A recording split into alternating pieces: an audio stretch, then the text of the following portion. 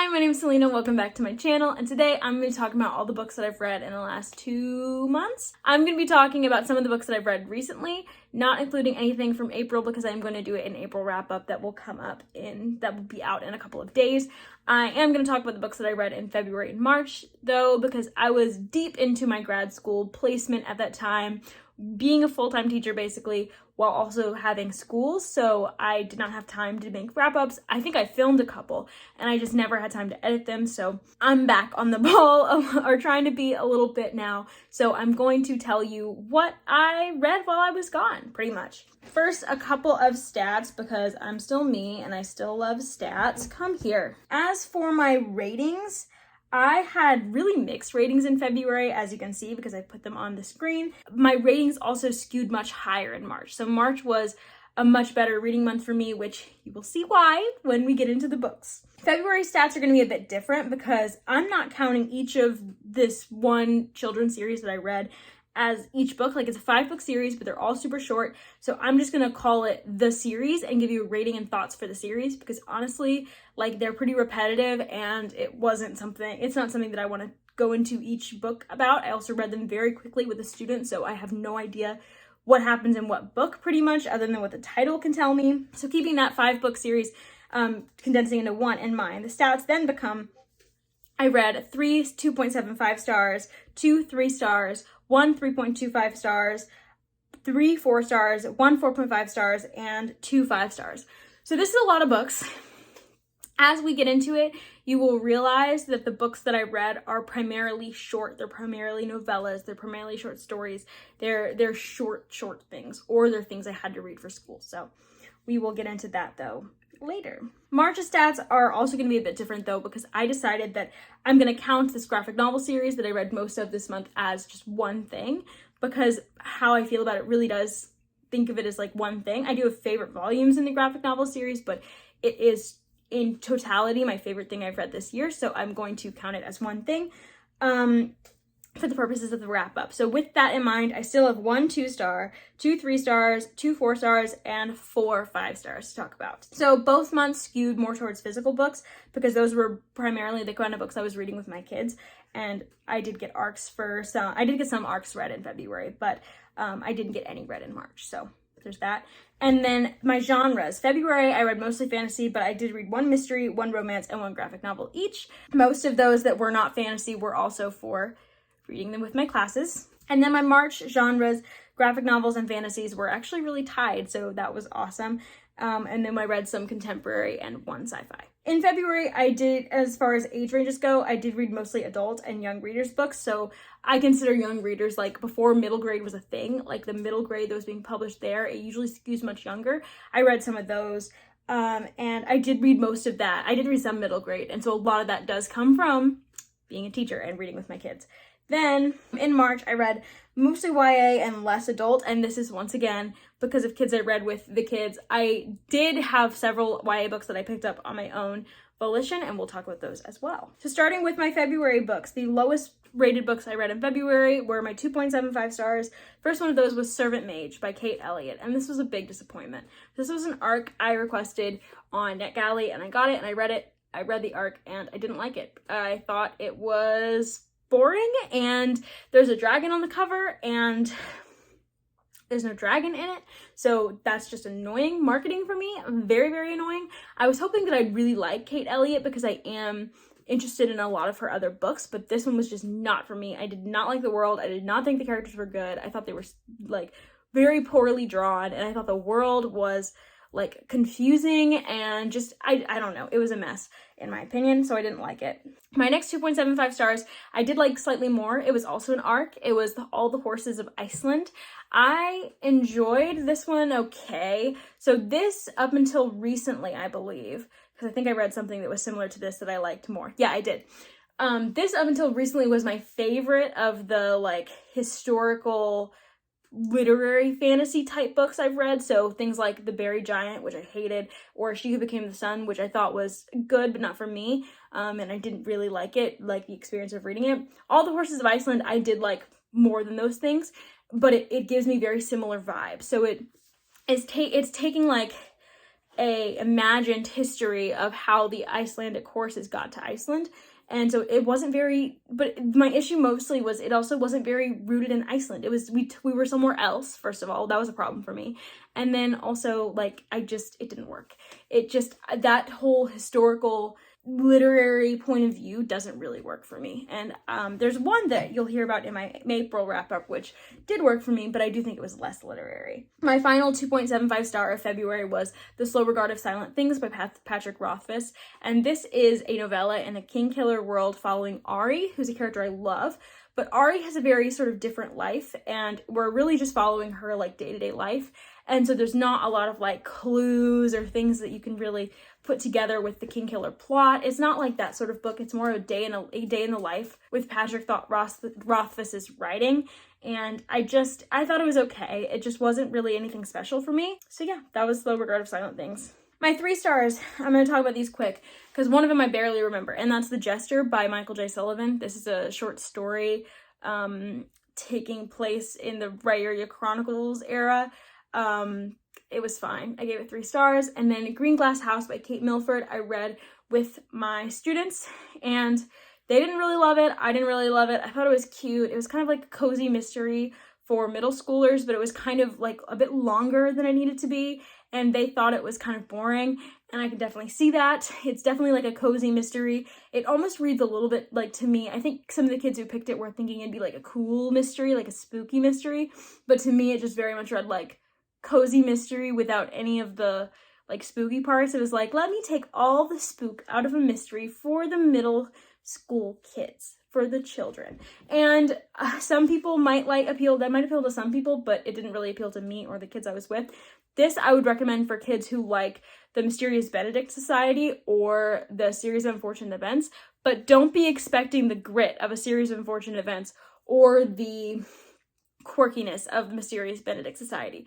It honestly is not as good as either of those things to me, but it was all right. It was kind of cute, and it had some twists that I didn't expect. My 3.25 stars is the entire Spiderwick Chronicles series. So I read all 5 books with a student. We read them together during class because we needed her to be reading something, and this is what it was. This is what we read, and it was a really cute adventure. I think I liked them progressively less and less as the story went on.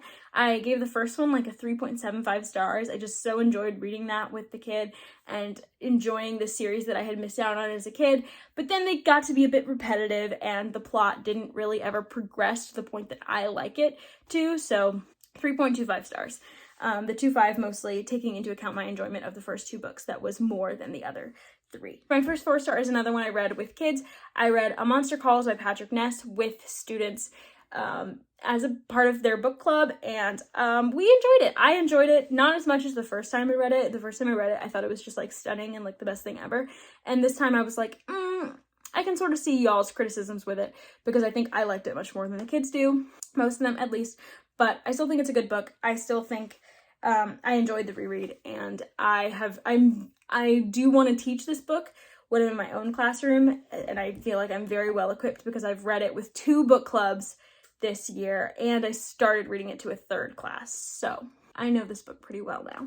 My other 4 stars were things that I read for my own enjoyment. So The Rose and the Thorn is the second of the Redwood Chronicles series. Let me get that, actually. I have it right here.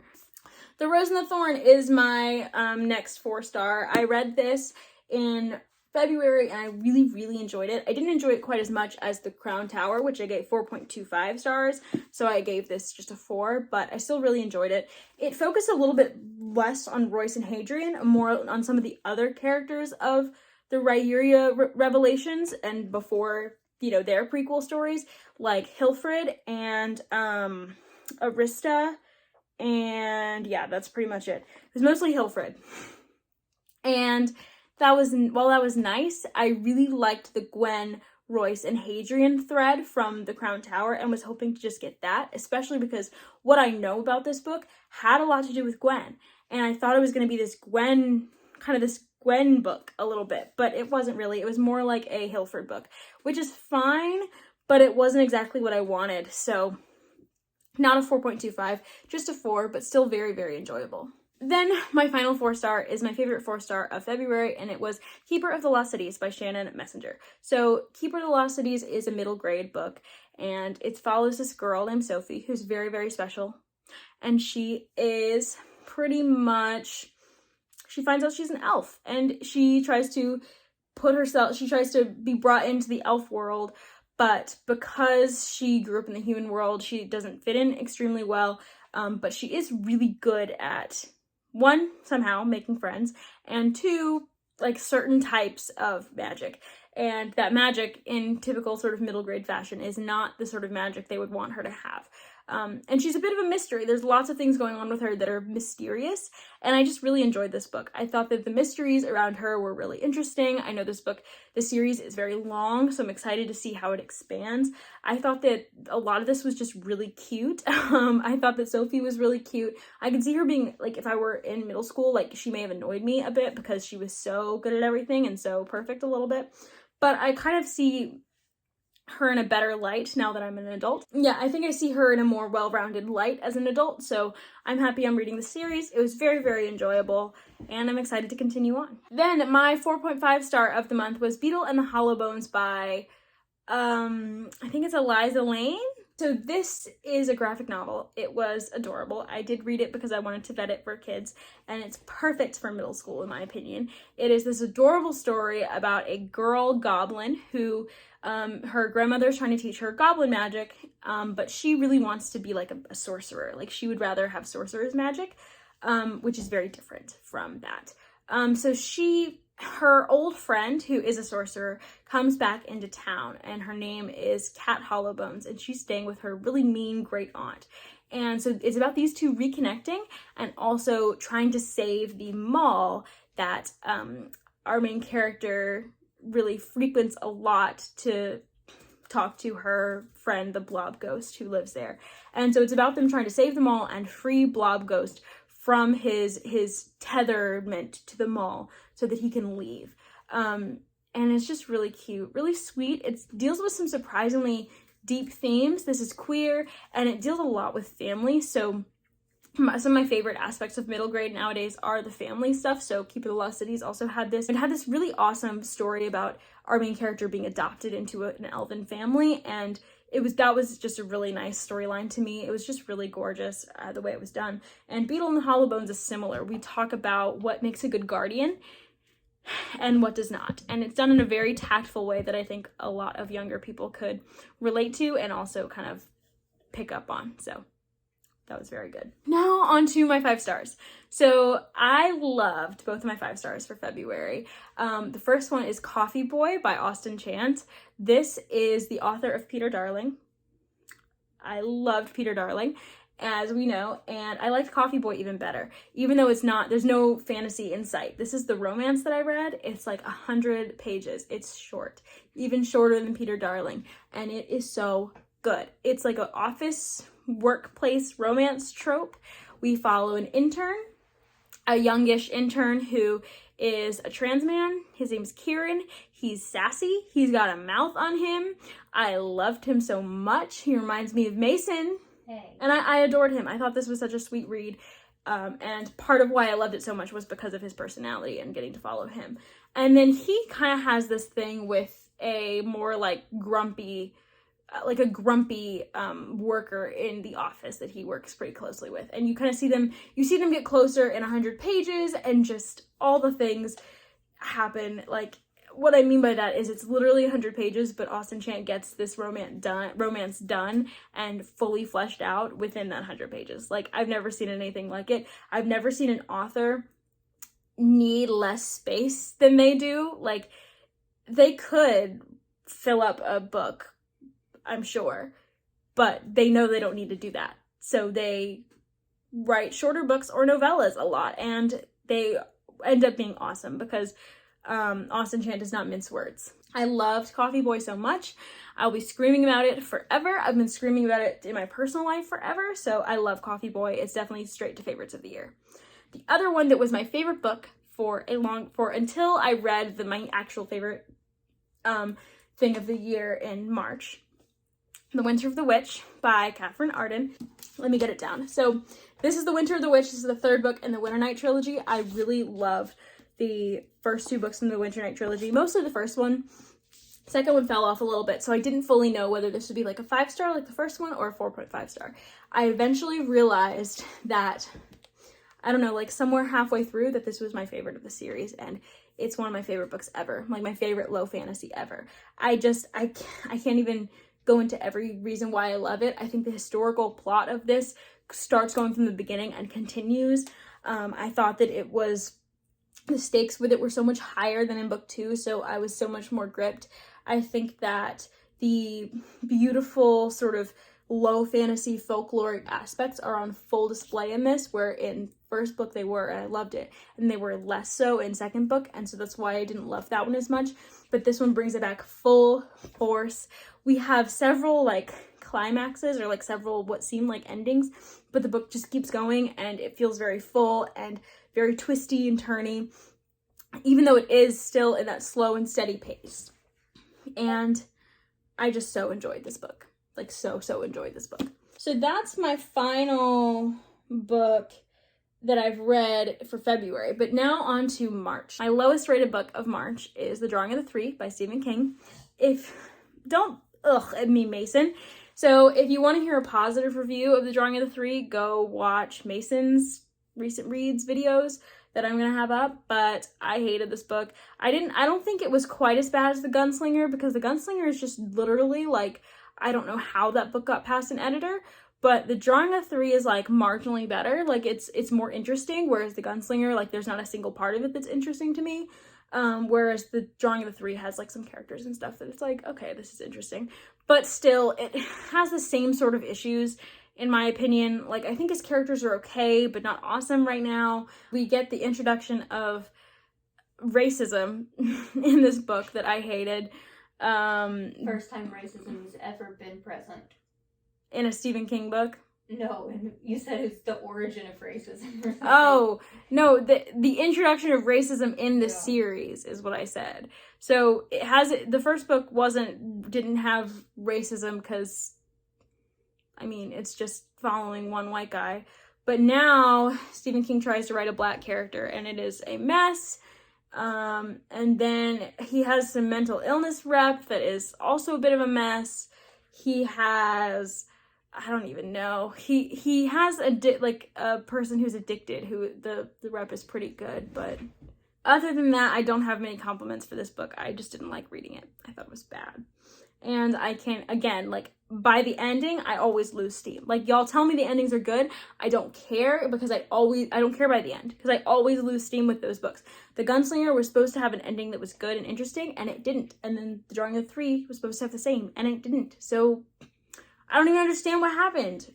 But, anyways, confusing mess. That's Drawing of the Three. The first 3-star that I read is a series that will honestly go straight to my classroom, because it's a really good series for tweens or teens, but it's just not really for me at the moment. So the Mage Errant series, I read the third book, A Trader and Skyhold, and I didn't really care for it too much. I thought it was good. It had good parts to it. My Discord is going off. A Trader and Skyhold, it just had some things that I didn't love. The series really fell off for me in book 2. It started getting very, I don't know, the plots just seemed to not make a lot of sense, and had like a lot of just random stuff sort of thrown in, and I think that didn't make a lot of sense and didn't have the right explanations for me. And A Trader and Skyhold was the same, just not quite as egregious. And then the characters I really think their peak was in book 1. Like, I don't think they are as great of characters anymore. Like, because we've had 3 books and I should see some development, and I don't. Like, to me, in this series, we have Hugh, who developed in the first book a lot, and then in books 2 and 3, his development has largely been his being in a romantic relationship, which isn't really development for me. Like, I understand that he had really low self-esteem, and so the fact that he's even in a relationship is big, but, like, he's pretty stagnant other than that. Like, I don't see a ton of growth happening there. I don't know. I just wish we got more character moments with Hugh. And we have a lot of, like, friends moments, but they don't really, they don't mean much anymore almost. And I don't know, it just didn't have the same vibes as book 1, and I think I'll forever be chasing that with this series, so we'll see how the rest of it goes. Then my other 3-star was Stargirl by Jerry Spinelli. So I thought I read this book in 7th grade, and I know I read part of it. I don't know if I ever finished it though, because it was in my teacher's classroom and I never took it home, and I don't know if we had enough free reading time for me to finish it ever. I don't know, but I didn't understand the ending. Like, I already understood it, but I was not expecting it when it came. Because most of this book I didn't remember, but I remembered a couple big things. I remembered Stargirl singing to our main character. I remembered that they have a thing, and that's pretty much all I remember.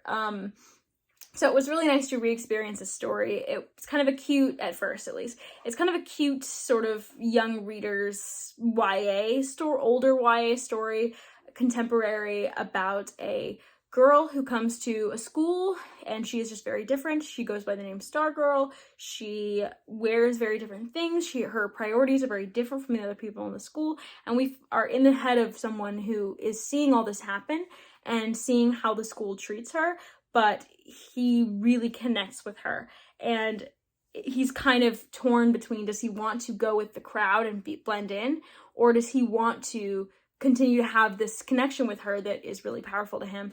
And honestly, like, I didn't like the ending. I thought that this book had some good parts in it, especially in the beginning. Like, I really enjoyed Stargirl, and I really enjoyed her relationship with Leo, but then, like, things take a turn, and I didn't love it. And then the ending, to me, was not a satisfying conclusion to it, and I will not be reading the second book. Like, I don't care about that. I don't care.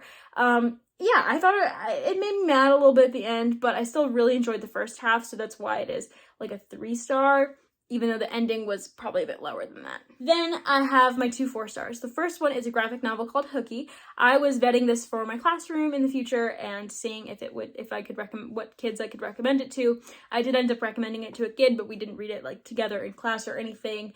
It was like a free read book. This is like a webcomic turned graphic novel series that the second book's coming out in September. I will be reading it, and I really enjoyed it. It's apparently super long and people love it. I'm like partway through the first arc is where I think the graphic novel's first volume ends off, and it was really cute. It was really fun.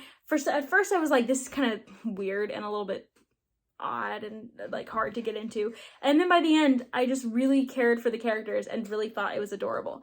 And it's basically about these 2 witch siblings, I believe, a girl and a boy, and a lot happens at the beginning, so you just sort of have to get past that, but pretty much it's kind of about them uncovering their family's role in the world of witches now that they're kind of old enough to sort of see what's going on. And there's a really cute crew in it. There's some romances that were interesting, even though I was like, this is giving me like Aang and Katara age gap vibes, but worse. I don't know, but it was still a cute read. I enjoyed the friendship a lot. That was like my favorite thing, was this group friendship. Okay, next I have Once Upon a Broken Heart by Stephanie Garber. So this is it's like a sequel series, like a spin-off series to the Caraval series. I have not read Caraval. I don't know if I will, because I thought Once Upon a Time was good. Like, it was really cute, and it was like a 4-star, but it wasn't like something I fell in love with completely. I really enjoyed this book though. It's like a fun series. It kind of gives me the vibes of like older YA almost, with the relationships that are explored in here. So it gives me a little bit of like Selection almost, or what I imagine the Selection would be, because there is this like vying for the hand of a prince competition going on. And there's also this romance that gives me like paranormal romance vibes, like a little bit Edward Bella vibes, but with more interesting characters in my opinion. And characters that more fit the mold of YA now. Like, we have a heroine named Evangeline who is special, but she's kind of like, she's more like strong and sassy or whatever, like very much in the more YA vein, but I did like her character. I thought she was fine. And then we also have a kind of darker character who is a bit morally gray. Like, in my opinion, the Twilight series and things like that, like the heroes act like they're very morally gray, like Edward acts that way, but like you all know that he's like he could kill you, but like he won't. pretty much. Whereas, like, you genuinely have no idea whether who I think is the love interest, I don't know, he could just be a villain, whether he's, like, manipulating our heroine and, like, whether he actually has any emotions at all. That's very much in question here. Because pretty much it follows a girl named Evangeline who's new, and she makes a deal with this, I don't know, Prince of Hearts or something, who's kind of like this god-like deity in the world named Jax, and she makes a deal for him to stop a wedding of her stepsister, while Jax will basically extract 3 kisses from her at some point.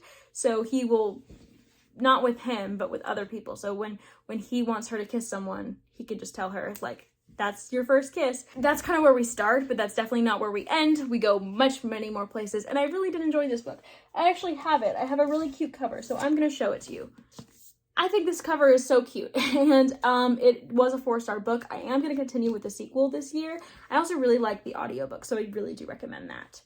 Next book I read was my first 5-star, and that is Mask of Mirrors by M.A. Carrick. So this book was a really fun time. It was a good 5 stars. It was a really fun time, really great book. It's not an all-time favorite, I think, but it's definitely going to make the favorites of the year, probably a bit lower in the list, just because it's not a favorite of all time.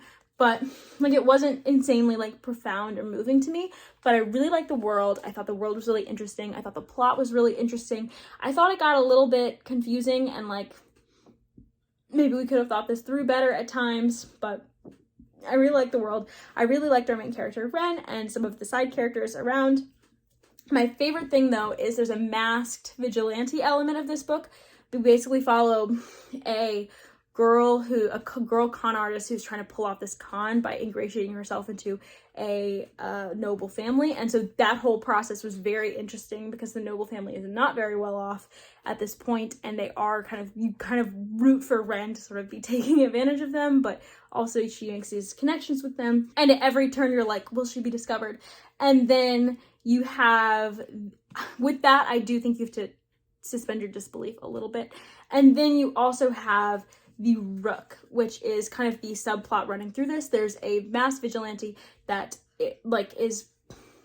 he goes against the nobles basically in this place, which is very much inspired by, like, Venice, I believe. And I love masked vigilantes. It gave me Batman vibes.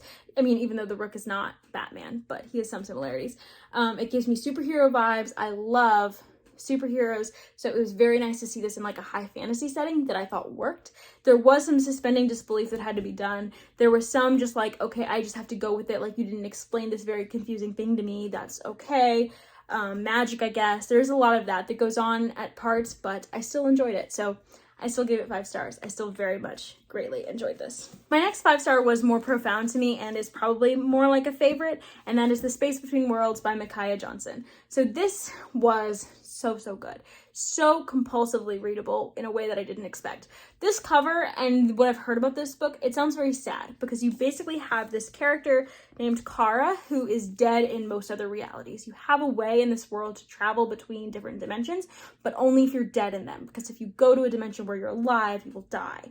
And so Kara, because she has so many places she can go, she's like very valuable asset. She collects research for the government here. And it's not our government. The world's a bit confusing, but it was still very interesting. And you think that this is going to be very much about, like, class and race and, like, the things in life that really keep people from power and who may make people more likely to die. It's not as much about that. That's kind of a background thing. To me, this is more plot-driven than I expected. It's also more character-driven, and our character is wonderful. So Kara, I thought, was a wonderful character. There was twists early on. There was plot earlier on that was interesting. We took a lot of turns in this book, and every time we took a turn into a new direction, I was with it, and I didn't expect myself to be. Like, if you just tell me the plot of this book, I'm like, I don't know about that. But then you read it, and it's so good.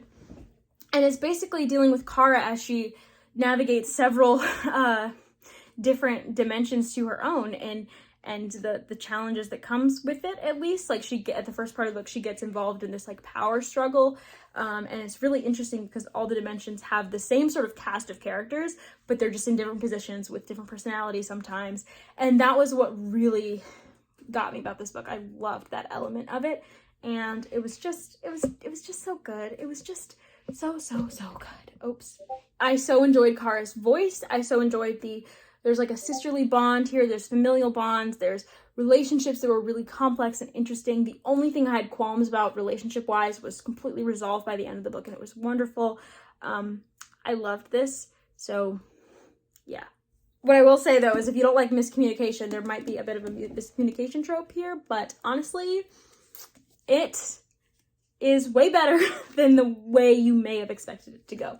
So I still highly recommend this book if you like weird sci-fi, if you like character-driven sci-fi, and if you just like things with good characters and plot. Like, you can't go wrong with this, honestly. The next 5-star is very different from my usual taste. It is a contemporary YA in verse, and it's called Redwood Ponytail. And this book I read with my kids, and it is now an all-time favorite. It is 5 stars. It was absolutely beautiful. It's about these 2 girls who discover that they have crushes on each other, and it's kind of about them just and their like crushes and dealing with their families and people's expectations and what they feel for each other in this very sweet, charming way. It's in verse, and it has like a rhythm, it has like a flow that I was so loving in this book. I just think if you're a poetry fan, you should give this a read. I want to teach this in my classroom. I think it is like basically like the middle school equivalent of Shakespeare, because that's how wonderful the language is crafted. It's just so good. It's just so good. I love Redwood Ponytail. It's one of my favorite books of the year. And now for my favorite books of the year so far that have yet to be dethroned, even in my reading in April, the Heartstopper series. This is not all of them. I have volume 1, I have volume 2 in a much different size, and volume 4. I have yet to have volume 3. I didn't technically read Heartstopper volume 1 in this month. I read it a while ago and I thought it was okay, and I didn't plan on continuing with the series until one of my kids was reading it, loved it, and tried to skip straight to volume 3 because she couldn't get it in the library, and I was like, no ma'am, you have to read volume 2. You cannot skip over like a fifth of the story. So I bought this, she read it, loved it, and before I gave it to her, I read it as well, and I found myself obsessed. I was like, well, you know what? I haven't been reading very much. I'm in reading slumps. I can just read it. And then it put me even more of a reading slump because I loved it so much, and all I wanted to consume was this book. I loved Heartstopper volume 2.